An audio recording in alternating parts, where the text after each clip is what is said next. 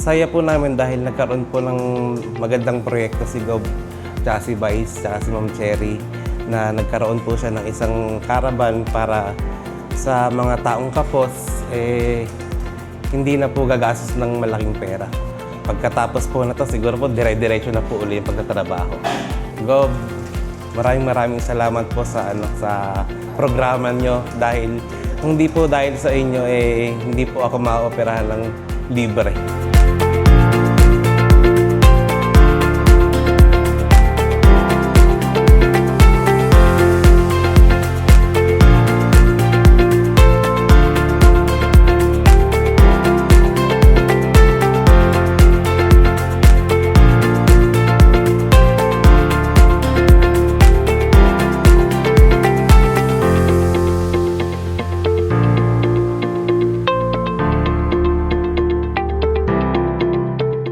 Napakaswerte po, hindi lahat nabibigyan ng ganyang pagkakataon eh.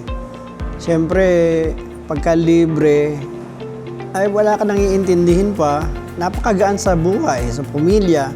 Mabigat po kasi ang talagang ngayon, magpa-opera, napakalaki ng gastos eh. Kaya po, sinamantala talaga namin tong proyekto na to.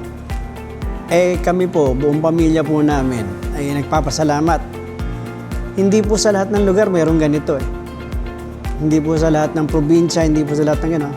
Napakalaking pagkakataon para napakalaking pagpasalamat po namin. Gob, sana po ipagpatuloy nyo pa ang ganitong programa dahil napakaraming tao ang pwede nyo matulungan.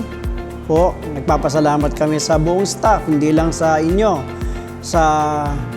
Kay Vice Gob, kay Ma'am Cherry, maraming salamat po sa inyong lahat.